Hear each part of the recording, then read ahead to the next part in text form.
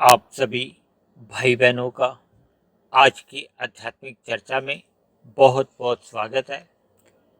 आज की चर्चा का विषय है भोजन की भूख, और फिर हमने आगे लिखा है सत्संग की भूख। लेकिन सत्संग की भूख के आगे हमने एक प्रश्न चिन्ह लगा दिया। देखिए, भोजन की भूख और सत्संग की भूख दोनों में बहुत ही अधिक अंतर है। शास्त्रों में तीन तत्वों की चर्चा आती है, आत्मा और परमात्मा। ये दोनों ही चेतन तत्व हैं, यानी कि आत्मा और परमात्मा का ये सत्संग के द्वारा ही एक रिश्ता कायम होता है, संबंध बनते हैं। और जबकि प्रकृति और आत्मा का जो एक संबंध बनता है, ये भोग के कारण बनते हैं, भोजन के कारण बनते हैं। देखिए, 2 दिन पहले 3 दिन पहले हमने एक सत्संग किया था, दृश्य दृष्टा संयोग। क्योंकि प्रकृति अपने आप में तो भले ही जड़ है, लेकिन एक साधारण मनुष्य को ये क्रियामान लगती है, गतिशील लगती है, परिवर्तनशील लगती है। और प्रकृति के ये जितने भी भोग्य पदार्थ हैं, एक साधारण मनुष्य है ये नहीं, प्रकृति के सभी जीव भोगना चाहते हैं। जबकि सभी जीव यानी कि सभी आत्माएं ये परमात्मा के सम्मुख होने की बजाय ये प्रकृति के सम्मुख हुई हुई है। यानी कि भोजन की भूख तो सभी जीवों के साथ जुड़ी हुई है। लेकिन शास्त्रों में एक बात और एक विशेष रूप से कही गई है कि केवल और केवल मनुष्य योनि में ही ये सत्संग की भूख को जगाया जा सकता है। देखिए, भोजन की भूख तो सभी को ही लगती है, चाहे कोई एक चींटी हो, कीट पतंगा हो, पक्षी हो, पशु हो। देखिए, वृक्षों को भी भूख लगती है, उनको भी जल की एक इच्छा बनी रहती है, क्योंकि उनके लिए तो जल ही भोजन है। और पशुओं में तो हम अक्सर देखते हैं कि बड़ा पशु छोटे पशु को खा जाता है। यानी कि प्रकृति की 84 लाख जोनियां जो बताई गई हैं, उसमें मनुष्य जोनि के अलावा जितनी भी जोनियां हैं, उन सबको भोग जोनियां कहा गया। भोग जोनि कहो, भोजन जोनि कहो, एक ही बात है। देखिए, भोजन में एक साधारण मनुष्य है, ये पदार्थों को ही लेता है। लेकिन शास्त्रों में जो भोजन की भूख का अभिप्राय है कि आपके हमारे जीवन में जो 5 भोग्य विषय हैं, क्योंकि हम सदा केवल भोजन की ही इच्छा नहीं रखते, हमारे मन में 5 और भी कुल विषय होते हैं ना, गंध, रस, रूप, स्पर्श और शब्द। क्योंकि इन विषयों की भी तो भूख रहती है ना। तो इसमें जो भोजन है वो तो देखिए गंध रस से ही संबंध रखता है, जबकि रूप अलग एक हमारा विषय आ जाता है। सभी मनुष्य एक सुंदर सुंदर दृश्य देखना चाहते हैं, सुंदर रूप देखना चाहते हैं। इसी तरह स्पर्श सुख है, इसी तरह शब्द सुख है। लोग अच्छा संगीत सुनना चाहते हैं, लोग एक ही गाने को 10-10 बार सुनते हैं। भले ही लोग भजन को भी सुनते हैं, लेकिन ये सब हमारे जो भोग विषय हैं, इनकी एक भूख है, ये एक साधारण मनुष्य को बने ही रहती है। हम सुबह का नाश्ता करते हैं, फिर 4-6 घंटे बाद भूख लग जाती है। हम अगर अपने काम धंधों में जाते हैं और कुछ चीज साथ ले जाना भले ही भूल जाए, लेकिन एक टिफिन बॉक्स या लंच बॉक्स को ये हम अवश्य ही साथ ले जाते हैं, क्योंकि हमें कुछ घंटे बाद फिर भूख लगती है। लेकिन ये जो सत्संग की भूख है, जो कि मनुष्य योनि में ही संभव है, ये लगनी चाहिए। लेकिन ऐसा तो देखा जाता है कि मनुष्य को इन भोजन की भूख तो सभी को ही लगती है। यानी कि एक भोजन की भूख जिसको नहीं लगती, वो तो डॉक्टर के पास भी जाता है कि जी डॉक्टर साहब मुझे भूख नहीं लगती।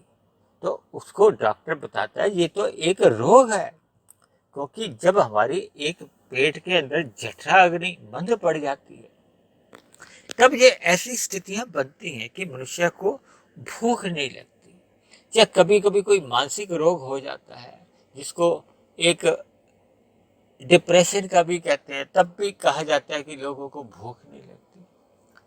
लेकिन ऐसा कोई भी मनुष्य है किसी गुरु के पास, यानी कि कोई आध्यात्मिक गुरु के पास नहीं जाता कि मुझे सत्संग की भूख नहीं लगती। क्योंकि अक्सर देखा जाता है कि आरंभ में मनुष्य का सत्संग बेमन से ही होता है, उसके अंदर कोई भूख नहीं होती, यानी कि परमात्मा को जानने की उसके भीतर कोई इच्छा नहीं जाती। आपके हमारे जीवन में जो प्रतिदिन 24 घंटे आते हैं, इन 24 घंटों का यदि हम सही सही आकलन करते हैं, ईमानदारी से आकलन करते हैं, तो हम पाएंगे कि हम अपने प्रतिदिन के जीवन में 24 मिनट भी परमात्मा के लिए या इस सत्संग के लिए नहीं निकालते। क्योंकि अंदर से हमारी कोई एक भूख नहीं है, इच्छा नहीं है, जिज्ञासा नहीं है। देखिए, जब जब अंदर से कोई भूख नहीं होती, इच्छा नहीं होती, तो फिर मन में कोई ऐसी उसके प्रति कोई लगाव, रुचि, कोई उमंग नहीं बनी होती कि मैं इसके लिए कोई प्रयत्न करूं, प्रयास करूं। जैसा कि आप सभी भाई बहन इस बात से तो परिचित ही हैं कि हमारा भी ये आध्यात्मिक ज्ञानात्मक चैनल है। यहाँ आध्यात्मिक विषयों पर, यानी कि सत्संग के प्रति या परमात्मा आत्मा का ही ज्ञान दिया जाता है, या प्रकृति के जो एक उसका ज्ञान विज्ञान है उसके प्रति ज्ञान दिया जाता है, ताकि मनुष्य को इन प्रकृति का जो एक गुणों का जो एक ज्ञान है वो सही सही समझ में आ जाए, और मनुष्य को इन विषय भोगों से वैराग्य हो जाए और परमात्मा से प्रीति हो जाए। देखिए, सत्संग करने का तो एक यही लक्ष्य होता है ना। जब जब मनुष्य इन भौतिक विषयों के जो 5 विषय हैं, इनके प्रति मनुष्य का वैराग्य जाग जाए, यानी कि भोजन की जो भूख लगी हुई है उसके प्रति तो वैराग्य जाग जाए। वैराग्य का ऐसा अभिप्राय भी नहीं लेना चाहिए कि आपके हमारे जो स्थूल शरीर की जो एक आवश्यकताएं होती हैं कि हम भोजन ग्रहण करना ही बंद कर देंगे, यानी कि इसकी आवश्यकताओं की पूर्ति तो देखिए करनी ही होती है। बल्कि हमने 2 दिन पहले तो इस पे भी एक सत्संग किया था, इस पे आध्यात्मिक चर्चा एक की है कि सीमित आवश्यकताएं हमें अपने जीवन में रखनी चाहिए, ताकि हमारे जीवन में अधिक समय परमात्मा के लिए बचे। लेकिन संसार में तो ऐसा देखा जाता है कि एक साधारण मनुष्य की जो दिन भर की जो भाग दौड़ है वो परमात्मा के लिए नहीं होती, यानी कि सत्संग के लिए नहीं होती।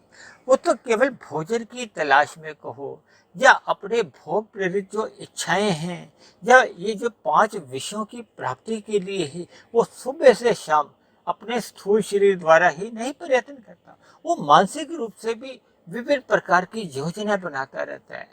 देखिए, हमारे पास भी ये YouTube से जो आंकड़े आते हैं उसमें लाखों की तादाद में इम्प्रेशन आते हैं, अर्थात उन्होंने इस वीडियो को सिर्फ देखा, रुके नहीं, उसको सुना नहीं, केवल आगे बढ़ गए, क्योंकि अंदर से एक रुचि नहीं है।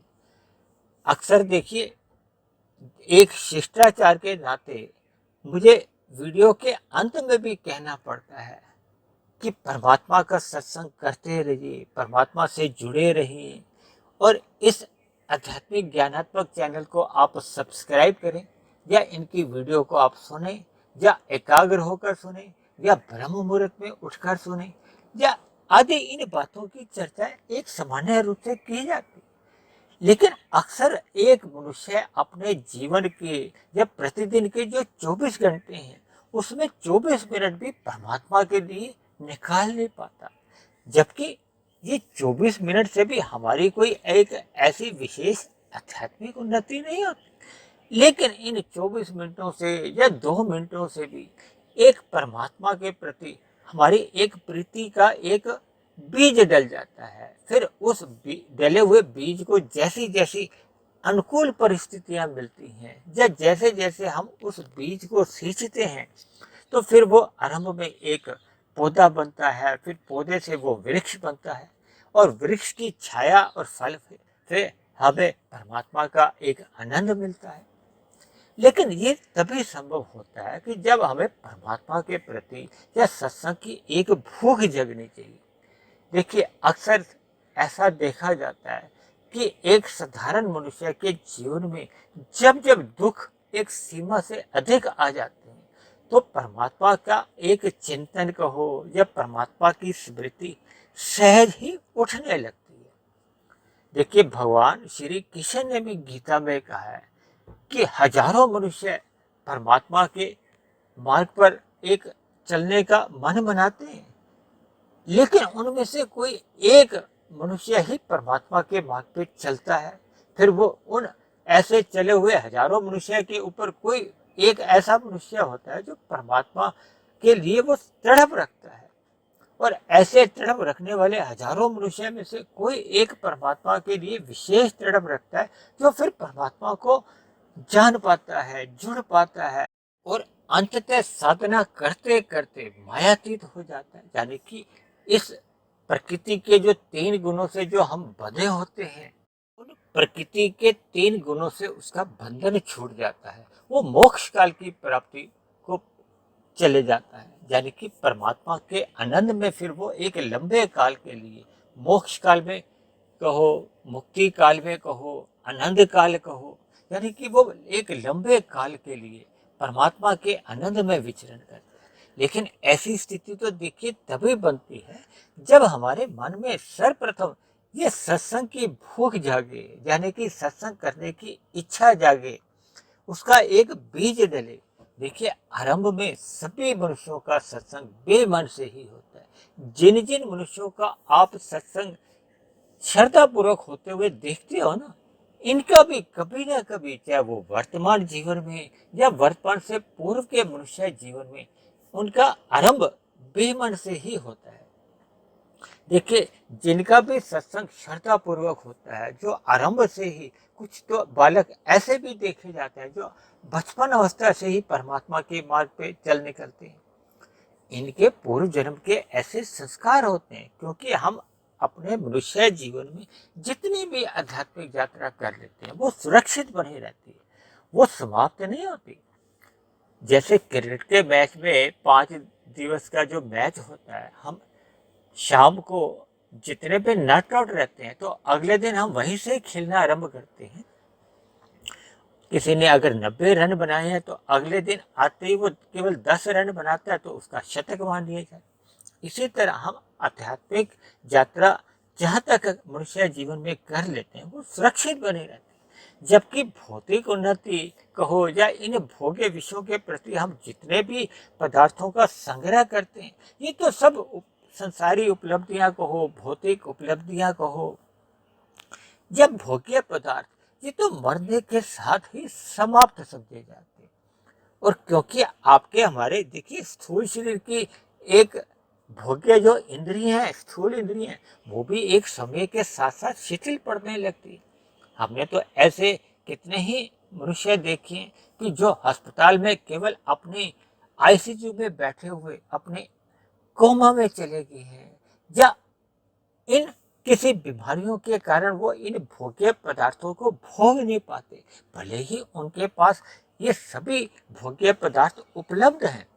देखिए, ये सब बातें मैं मात्र एक समझाने के लिए कर रहा हूँ। यानी कि जब तक हमारे आपके जीवन में एक सत्संग की निरंतर भूख नहीं रहती, तब तक हमारे जीवन में एक परमात्मा के प्रति प्रीति नहीं जागती।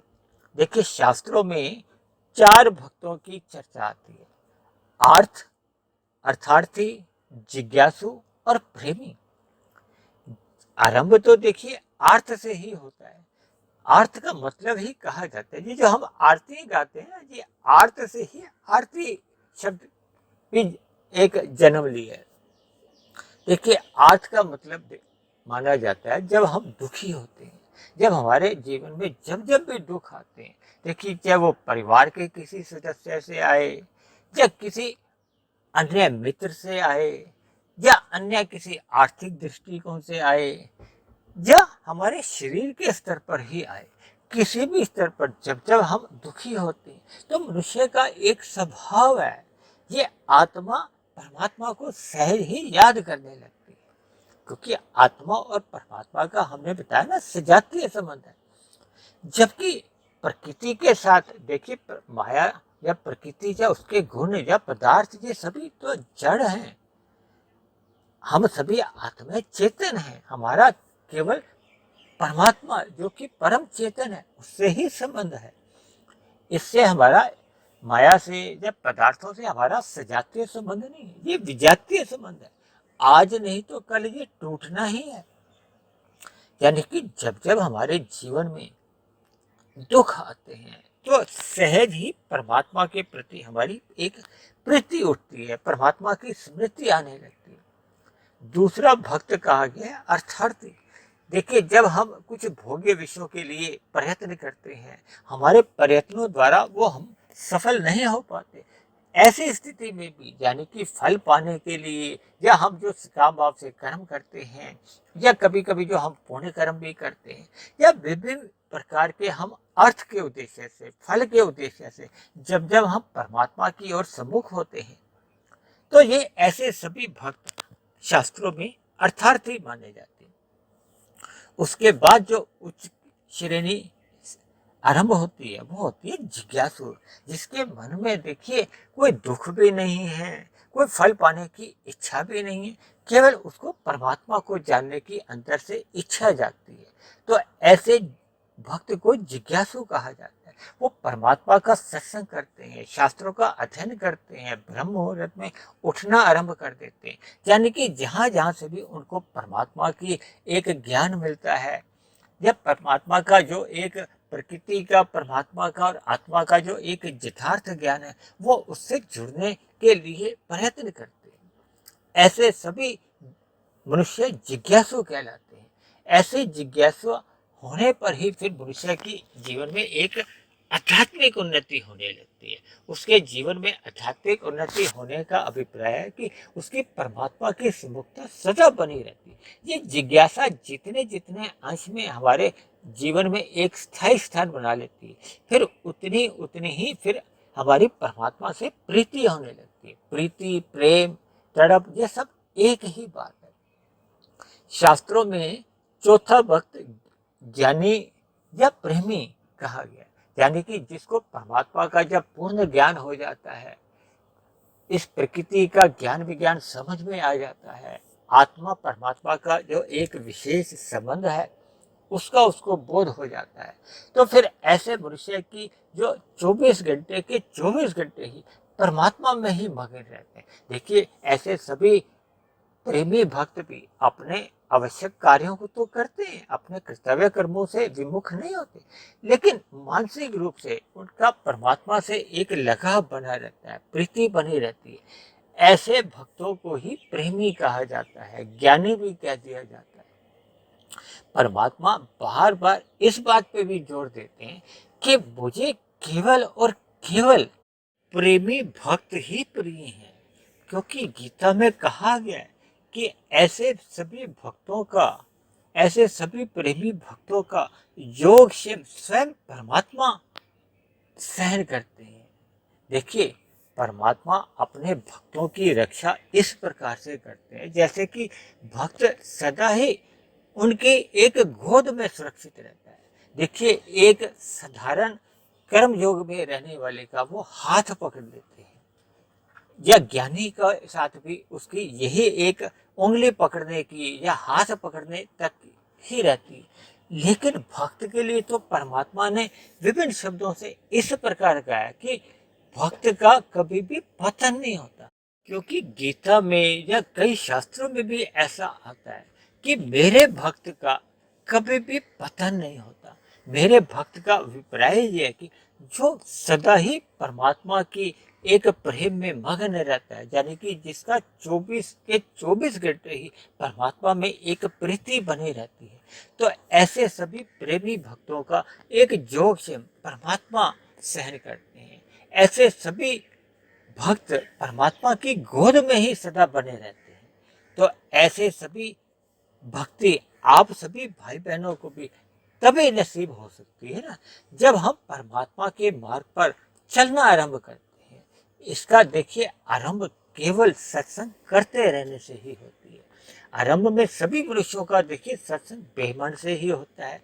फिर धीरे धीरे जैसे जैसे हमारा इन भोग्य विषयों से, जो 5 भोग्य विषय हैं, गंध, रस, रूप, स्पर्श और शब्द, इनसे जितने जितने अनुपात में वैराग्य होने लगता है, यदि वैराग्य हमारा 20% हुआ है, तो फिर हमारा परमात्मा का जो सत्संग में हमें ज्ञान मिलता है या स्वाध्याय करने से जितना भी हमें ज्ञान मिलता है, फिर वो 20% ज्ञान हमारे अंतःकरण में टिक जाता है, उसके शुभ संस्कार बनते हैं। और 20% ही हमारी फिर अज्ञानता मिट जाती है, और 20% ही फिर परमात्मा से हमारी प्रीति हो पाती है। ये प्रीति जैसे जैसे बढ़ती जाती है, यानी कि 50% से अधिक हो जाती है, तो फिर परमात्मा की एक सहज ही सम्मुखता बनी रहती है। तब मनुष्य का ये जो भोजन की जो भूख है, वो फिर उसकी एक भोजन की भूख के लिए कोई तड़प नहीं रहती, फिर उसकी सत्संग की भूख के प्रति ही एक तड़प बनी रहती है। फिर वो 50 से 55, 60, 70 ऐसे करते करते जब वो 100% उसको सत्संग की ही भूख रहती है, परमात्मा से ही उसकी प्रीति बनी रहती है, ऐसी स्थिति में फिर उसका भौतिक विषयों के प्रति पूर्ण वैराग्य हो जाता है। और ऐसी स्थिति में फिर उसके कारण शरीर में जितने भी अज्ञानता के संस्कार होते हैं, जितने भी बुरे संस्कार होते हैं, वो दग्ध बीज हो जाते हैं, जिसके फलस्वरूप मनुष्य का कारण शरीर समाप्त हो जाता है।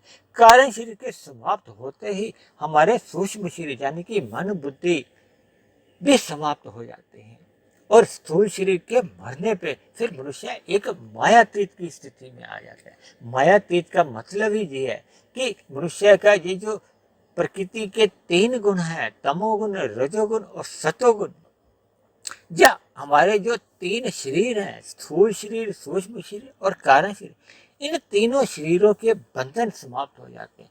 क्योंकि माया के बंधन को या गुणों के बंधन, ये हमारे 3 शरीर ही होते हैं। देखिए स्थूल शरीर का बंधन तो सभी का ही समाप्त होता रहता है, लेकिन जैसे ही स्थूल शरीर मृत्यु को प्राप्त होता है, तो अब ऐसी स्थिति में हमारे सूक्ष्म और कारण शरीर में जैसा जैसा कर्माशय होता है, जैसे जैसे संस्कार होते हैं, फिर आगे की जो 84 लाख योनियों में फिर वैसी वैसी गति होती है। यानी कि स्थूल शरीर की मृत्यु के बाद भी हमारी जो एक भौतिक यात्रा है वो समाप्त नहीं होती, फिर हमें कोई एक नया स्थूल शरीर मिल जाता है। यानी कि मनुष्य मरने के बाद विभिन्न योनियों में एक बंधन रूप में बार बार एक नए स्थूल शरीर ग्रहण करता रहता है। लेकिन जैसे जैसे परमात्मा की उसको सत्संग द्वारा एक सम्मुखता बनती है, परमात्मा से प्रीति होती है, तो फिर एक ऐसी स्थिति बन जाती है जब मनुष्य स्थूल शरीर के रहते रहते अपना कारण शरीर और सूक्ष्म शरीर जब समाप्त कर लेता है, तब ऐसी स्थिति में स्थूल शरीर के मरने पे उसके नए जन्म का जो कारण है, सूक्ष्म शरीर और कारण शरीर, वो कारण ही समाप्त हो जाता है। तब ऐसी स्थिति में मनुष्य मोक्ष काल को कहो, आनंद काल में कहो, वो परमात्मा के आनंद में एक बहुत ही लंबे काल के लिए विचरण में चले जाता है। तो ऐसी सभी शुभ स्थितियां आपके जीवन में भी तभी बन सकेंगी जब हमें सत्संग की भूख हमारे मन में सदा ही बनी रहेगी। हम रात को जल्दी सो जाएं, ताकि हमें जो तमोगुण का जो मल रूपी संग से हम बच जाएं, और ब्रह्म मुहूर्त में अवश्य ही हम उठ जाएं, यानी कि हम साधना की ओर लग जाएं। ऐसा निरंतर जीवन में करते रहने से आपके हमारे जीवन में एक सत्संग की भूख बनी रहती है, और भौतिक भोजन की जो भूख है उससे सहज ही वैराग्य उत्पन्न हो जाता है। ऐसी सभी शुभ स्थितियां आप सभी भाई बहनों के जीवन में भी बने। तो इन्हीं शब्दों के साथ आज की चर्चा को अब हम यहीं विश्राम देते हैं।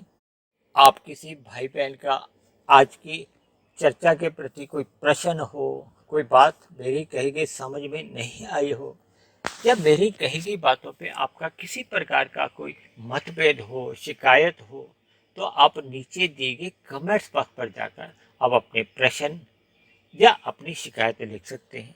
और यदि मेरे बने हुए ये वीडियो आपके जीवन में एक सकारात्मक परिवर्तन लाने लगे हो, परमात्मा में आपकी प्रीति जग गई हो, यानी सत्संग की भूख आपके मन में एक जाग जाए, तो मेरी आप सभी भाई बहनों से विनती है कि आप मेरे इस आध्यात्मिक ज्ञानात्मक चैनल सुधीर भाटिया फकीर को सब्सक्राइब करें, वह अन्य जिज्ञासु भाई बहनों को भी इस आध्यात्मिक ज्ञानात्मक चैनल से जोड़ने का प्रयास करें, ताकि समाज में हम सभी भाई बहनों को एक सतोगुणी वातावरण में जीवन जीने का अनुभव हो, आनंद मिले और परमात्मा से सदा ही प्रीति बनी रहे। तो आज की चर्चा को अब हम यही विश्राम देते हैं। कल फिर मिलते हैं एक नए विषय को लेकर, एक नए संदेश के साथ। तब तक आप सभी भाई बहनों का बहुत बहुत धन्यवाद।